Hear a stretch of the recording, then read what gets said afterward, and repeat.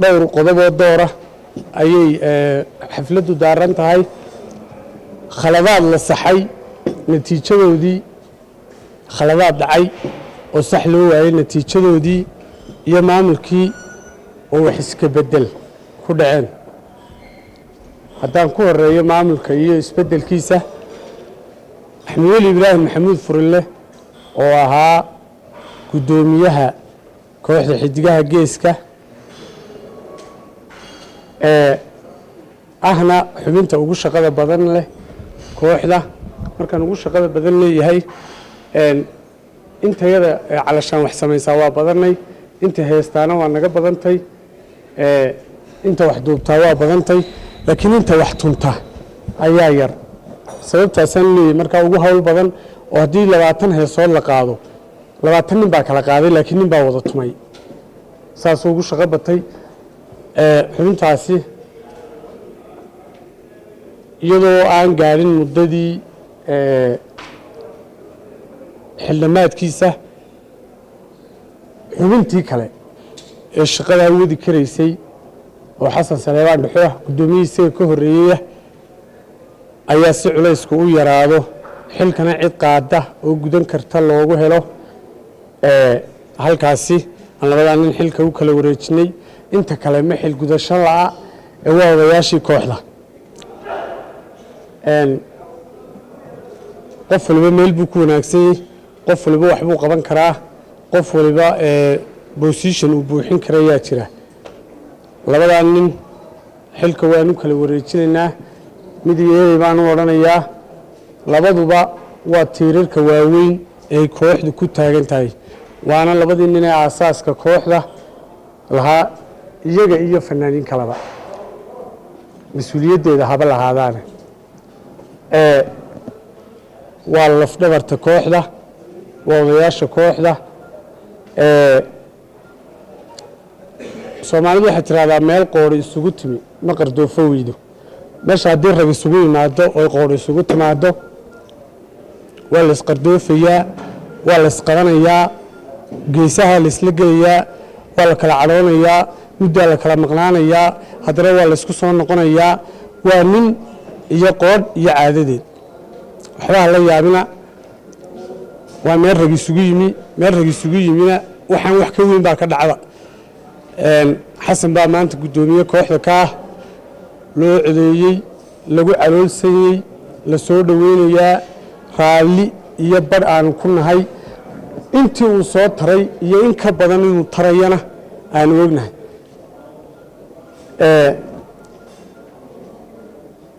waxaan u soo noqonayaa khaladaad la saxay goobta waxa fadhiya oo kooxda awalna ku jiray oo qardoofadaa kaga maqnaa haddana khaladaadka la saxay natiijadoodii maxamed siciid cabdi biike oo goobta fadhiya waa fanaan wanaagsan oo qof calool fiican waa fanaan wanaagsan qardoofadaa ragga ayuunbay ka mid tahay maqnaanshihiisu soo noqoshadiisuna qaladaad la saxay ayuunbay ka mid tahay khaladaad dhacay oo sax loo waayey baa jira waxaa jira xubno iyaguna waayey xubinnimadii kooxda iyadoo sabab aan ta kooxda ahayn oo jirta oo loo aaneynaya aanay jirin laakiin isbedelada kooxda ku dhacay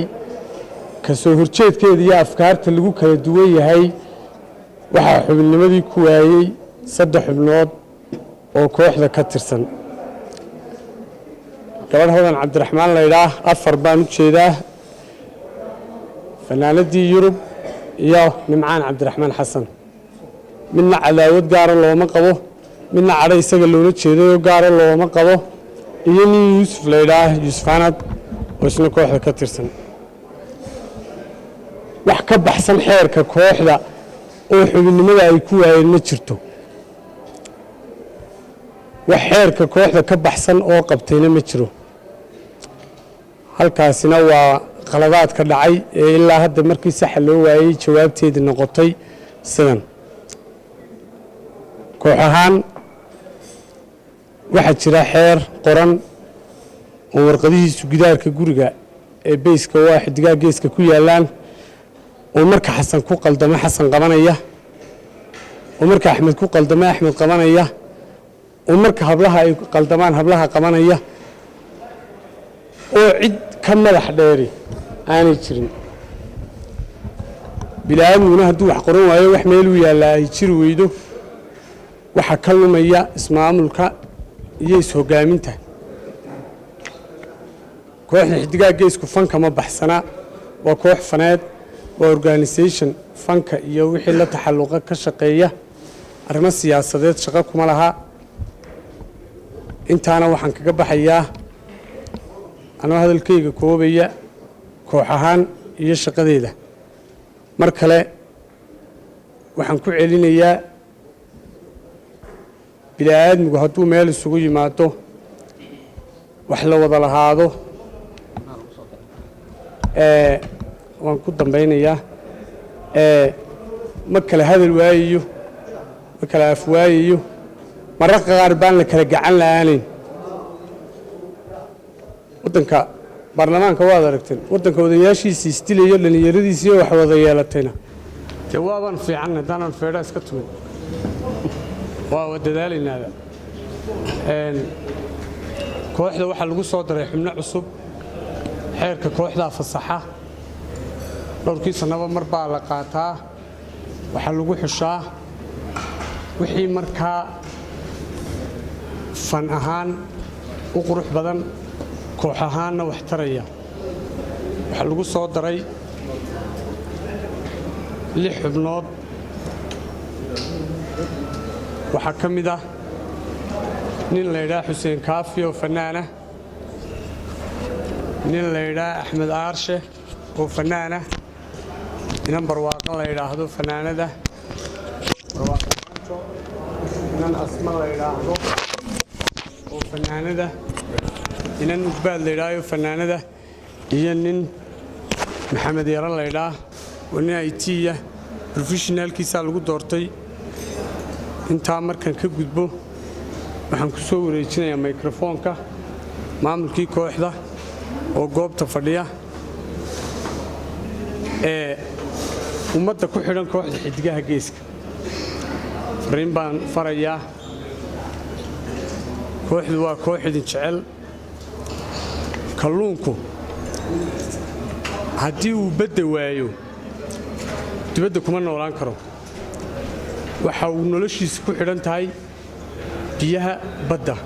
fanaanka baddiisu waa dadka hadduu fanaanku dad waayo waa kalluun biyo waaye sida aanu kalluunku badda biyo la'aan ugu noolaan karin bariga ugu noolaan karin ayaanu fanaankuna shicib la'aan u noolaan karin abwaanku shicib la'aan u joogi karin musicianku shicib la'aan u joogi karin annaga baddayadii baatiin annaguna waxaanu nahay kalluunkii si wanaagsan heesaha iyagoo ugaadhsada aanu kala magaranaysaa kalgacal fara badan qalbiga isugu hayno annana waa idin jecelnahay kay boogtiisu jacaylka tay waa u xoqaynaa kay boogtiisu wadaniyadda tay waa u xoqaynaa kay boogtiisu nabi ammaanka tay waa u xoqaynaa midun baanan u xoqi karno kay boogtiisu dhaliishatay jawaabuma hayno ilaahayna idinkama dhigo wasalaamu calaykum waraxmatullaah waxaan ku soo wareejinayaa axmed weli ibraahim maxamuud furilaan ku soo wareejinayaa tafadal axmed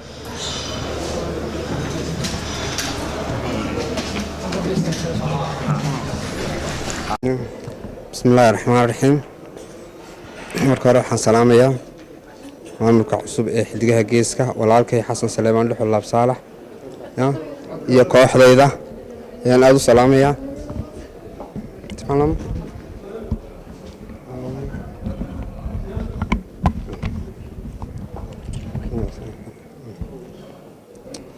taran hanti aanu hadalkayga aan soo koobayaa waxaan leeyahay kooxdu waa koox ma garanaysaa xeer iyo dastuur iyo kala dambeyn leh jecelna wanaagooga waxna isku hura waxna hal mar wada diida waxna wada qaata marka shir weyn oo ballaaran ayaan galnay run ahaantii waxaan isla qaadanay anoo ahaa guddoomiyihii hore in hawshii aan waday iyo guddoomiyennimadii iyo maamulkii ay isqaadan waayeen kabacdi aan codsi soo jeedsaday inaan walaalahay iga aqbalaan in garanaysaa run ahaantiina walaalkii xasan salmaan dhuxul oo nuga maarmi waayey si guddoominimada nugu wareejiyo ya walaalkeena si fiican buu ila qaatay intuu markii hore aduu aan aad u yar wada hadalnay ka bacdi si fiican bii la qaatay waan ka qabsaday markaasaasi shirkiina oo lagu qabsoomay qodobadii kalena siduu jeelaan soo sheegayay qodobadii kalena siduu jeelaan sheegayay ayay ku fuleen kooxdu waa koox xor ah weeyaan koox siyaasadeed ma aha siyaasad kuma sifowdo waa koox faneed weeyaan oo xor ah adna wax isku doorata adna wax ku wada diidda adna wax ku wada doonta marka waxaan idin leeyahay ku soo dhowaada maamulka cusub inaan la shaqaynana diyaar baan u nahay annaga iyo kooxduba gebi maantana waan ku wareejinayaa guddoomiyennimadii sacdal fayoodii ku jirtay iyo farxad iyo walaaltinimo weliba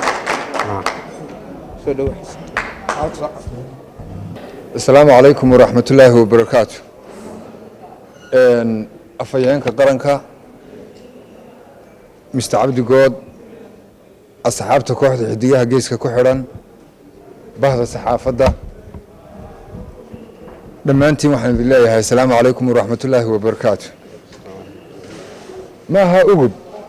وين بدل ما نقضوين هل كان هديها جيسك كسمية نوع عيدونا بها هذا أنا بعدها اللي جسوتيو بعدها اللي جسودويو tani kuwaasun bay la mid tahay waana sunne in maamulka xidigaha geesku isbedelo anigu waxaan ahaa guddoomiyihii ugu waqtiga dheeraa xidigaha geesku 4 sanaan hayay 4 sanaan hayay 2 sano ayuu xilkaygu mar kasta maxay haday ansax yahay Axmed Uliyo muddo sanad ku siman hayay ayaan si gaar ah u wada hadalay codsigu isagay ka timiday kadibna anoo kooxda eegayana isla markaana og culayska iyo miisaanka iyo mushkiladda iyo dhibta ay hogaaminta xidiguhu leeyihiin la jeclaan xidigaha iyo maamulka iyo xubnaha aan ka qabo marota ku aqbalay waxaan aaminsanahay waqtigaan ka maqnaa inaan jir ahaan iyo maskaxaan iyo aragti ahaan banastay laakiin waxaan aaminsanahay xidigaha geesku waxa weeye iftiin iyo ilays daaray fanka xirfadaada inaad ku qiimeysnaataa waa muhiim xidigaha geesku inay fankii ku qiimeysnaadaan oo lagu ixtiraamo aad iyo aad bay aniga farxad igu tahay waxaana soo jeedinayaa in si loo xasuusto loo xuso ay halkaa dadaal ka sii wadaan bini aadamka ilaahay abuuray caqabadaha iyo mushkiladuhu waxay ka mid yihiin waxyaabaha had iyo jeer yimaada waxaa ka muhiimsan caqabada inay timaado aad xaliso inaad cashar ka barato hadday dadku meel wada joogaan waa la isqabanayaa hadday dadku meel joogaan waa la iska hor imanayaa hadday dadku meel joogaan waa la wada hadlayaa waxa la isu hayo waxa ka weyn waxa la isu yahay maxamed siciid cabdi biike wuxuu ka mid yahay xubnihii kooxda xidigaha geeska ku jiray maantana wuu fadhiyaa waxa laga yaabaa 10 bilood ka horna in kooxda maxaa laga saaray markaanu xeerka eegnay tanaasulaadkaanu eegnay ayuu ku soo noqday xeerka xidigaha geeska ka baawar weyn ama ka awood weyn xeerka xubnaha laftigooda anay hadaa xubnaha hayaan hadal badanna halkan ka yiraahdo maanta uguma talagelin iguma cusbo kulli maamulka xidigaha geesku baa saxaafadda waxaan leeyahay inta badan kelmad baan doonayaa in la buunbuuniyo oo maxay dadka aan doonayeen si direct u sheego waxa dadka muhmal iyo madow kaga jira xidigaha geesku ciideeyeen ana idin leeyimka qora xidigaha geesku waa reer Soomaaliland laabsaale xooyid inta oran lahaydeen in makaan idin leeyahay waxayna walaaleeyay dadka Soomaaliyeed afka waanu in xurmeynaa waanu idin xiiseynaa ixtiraam iyo qadarin baanu idin haynaa laakiin meeshaanu ka soo jeedno inaanu noqono haddaad u qaadanaysaa in xasan dhuxul cunsuri yahay in makaan idin leeyahay xidigaha geesku waa reer Soomaaliland wassalaamu calaykum waraxmatullaahi wabarakaatuh gaarana waana dadkii soo wada aasaasayna waana mursal iyo khadriya halkan kamida Axmed Wali aniga iga dulqaad badan xidigaha geeska la isku ma hayn karo maamul iyo muusik intaasoo dhan buu garsooro u yahay haddana maxay inuu maamulkii noqdaa aad iyo aad waa nin adkeysigeeda lahaa culayska uu dareemay nin la dareensan baan ahaa hadduu culays ugu dhaciyo hadduu ku dhaco kolba kaayaga uu ku dhaca waa kii kale xidigaha geeska kelmadda ugu dambaysa aan leeyahay waxa weeye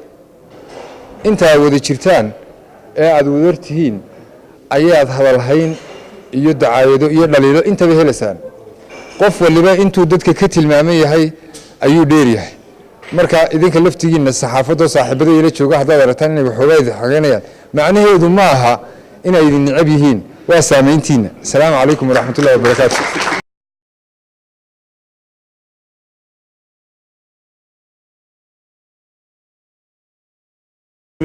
inaan laba qof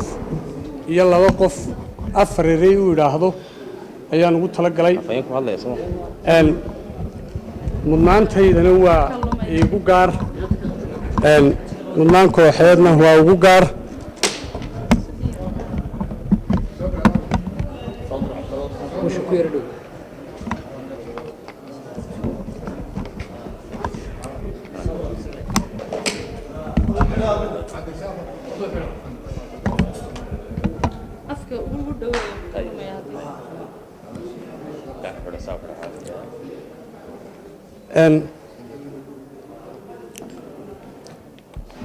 axmed weli ibraahim maxamuud furlaan ugu horreysiinayaa mar horena waan idii sheegay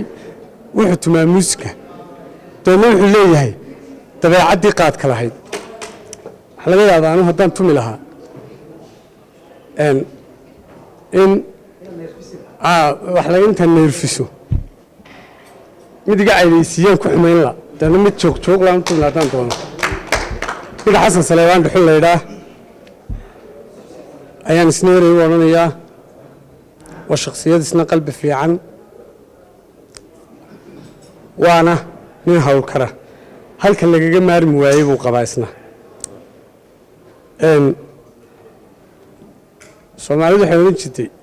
weyidda waxay ka hor xarayn jireen xoolaha neefkay bahalka uga baqanayaan calashaan waxaan uga socdaa in taraskii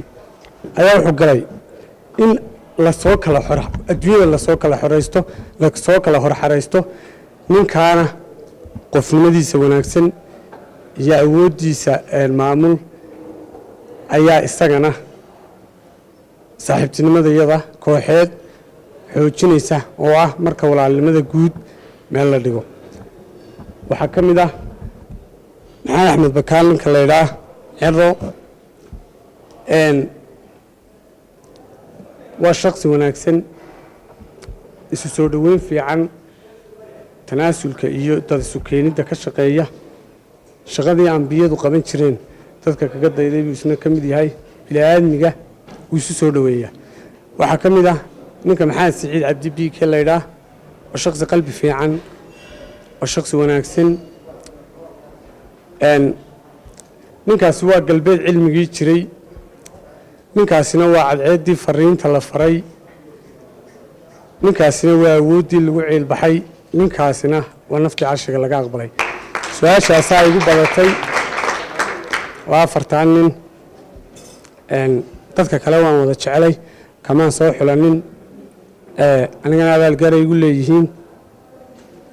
koox ahaanna nin walba abaal bay ku leeyihiin waxaan aad iyo aad iyo aada ugu mahad celinayaa nin qoraaya laba saaxiib baa meesha fadhiya oo dadka ka gaara aniga saaxiibnimadayda xuseen dayr baa fadhiya oo afhayeenka madaxtooyada nin bini'aadmiga isla sima aqoontiisu na saaxiibsiisay dadka aqoonta le barh badan waxaa lagu yaqaanaa inay afka taagaan oo dadka ay ka muujiyaan inay iyagu ka fiican ka weyn waa nin naga mid ah oo saaxiib wanaagsan kaysa halkaa isna fadhiya oo agaasimo ah oo aad noola shaqeeya cabdi good baa fadhiya odayga iyagiiya anigana saaxiibkay oo ninkii huriyey bixiyey isna oo goobta jooga saxaabta kale oo dhan waan salaamayaa bahdan ka mid ahaa ee warbaahintaa joogta oo rag badan tv-ga ka wada shaqayno ayaa halkan jooga ninkani ka mid yey jimkaan u aqaanaa cabdillaahi baasna halkaa jooga waan wada salaamaynaa afartan nin hadalkooda igu soo celiyey iyo dhammaan kooxda kale afhayeenkii horaa halkaa fadhiya xaaji oo nin dhallinyaraha isna kooxda ka mid ah aad iyo aad iyo aad baan idiin wada salaamayna waxaan ku soo dhoweynayaa afhayeenka oo ereygiisi iyo kelmaddiisiina odhan doona oo noo martiya haye horteed aan ku soo dhaweeyo cabdi good tafadal camdi barakaatu waan la maqlayaa horta aniga waxaa sharafaya maanta inaan xafladda ka soo qayb galo waxaana si gaara iigu casimay chairmanka cusub oo igu yidhi lebeyn lawaana timaada xasan dhuxul absaalax aad baan u mahadsan yahay xidigaha geeska laftigoodii waxay igu yidhahdaan ka maqnaanin waxaa laga yaabaa marka la arka aniga in la yaabo dadka qaarkood ama intayna daawan doontaa yidhahdaan cabdi good oo xidigihii geeska dhex jooga waxay arki jireen heesihii iyo wixii mar haddii biikeena soo noqday xasanna soo noqday seeftaydu way sii socotaa un kolley aad iyo aad baan ugu faraxsanahay inaan maanta arkay xidigihii oo wada dhan khadra aad u culus baa halkaa iyana soo fadhida ifraax hargeysaan u jeedaa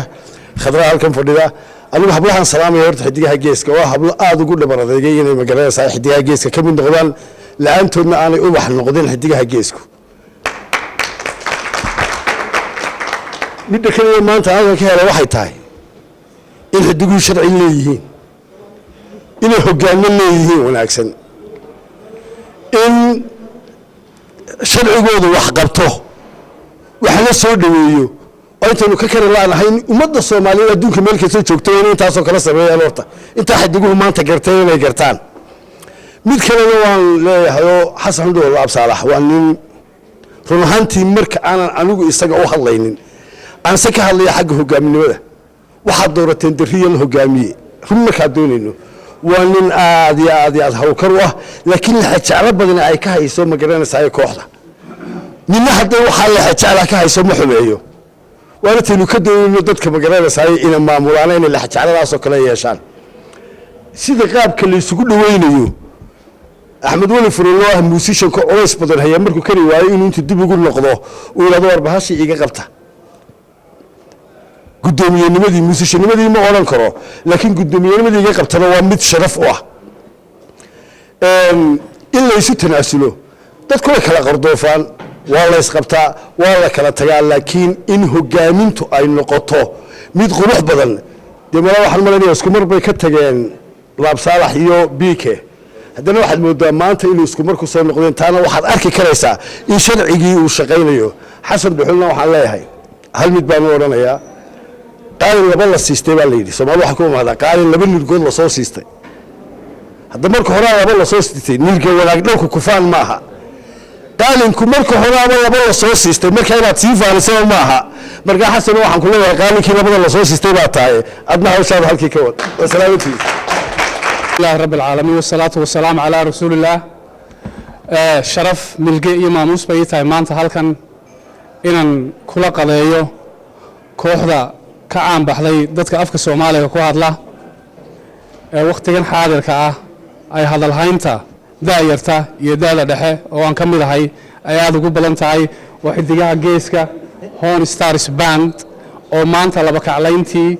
iyo dib u habayntii ugu cuslaydintay jireen lagu sameeyay waxaan leeyahay maamulkii hore iyo maamulka dambe fanaaniintii hore fanaaniinta cusub dhammaantiinba waan soo dhaweynayaa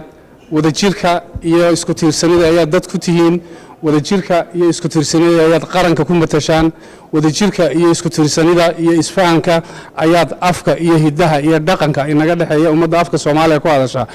aad ku matashaan haddii aad kala biiqbiiqdaan ama aad kala tafaraaruqdaan ogsoonow magacan idinkaa samaystay magaca xidigaha geesku waa magac caan baxay sida magacyada adduunyadu uu noqdo marketing trademark ayuu waxa xidigaha geesku uu yahay magac caan baxay saas daraadeed magacu wuxuu mudan yahay sharaf iyo maamuus iyo milgeyn la dhowro idinka ayaa milgahaya magacaasi dhowri kara waxaan leeyahay mar labaad ku soo dhaw xasan dhuxul absaalax hogaankii kooxda saaxiibkay maxamed siciid cabdi bk isna waxaan leeyahay nagamaad maqnayna waad noo maqnayd kooxdu waa kooxdaadii adiga iyo intii aad matasho iyo intii fankaaga iyo heesahaaga ku abtirsataaba waxay ku yaqaanaan weli maxamed cabdi bk oo ka mid ah xidigaha geeska oo lagu soo dhaweynayaa waxaan leeyahay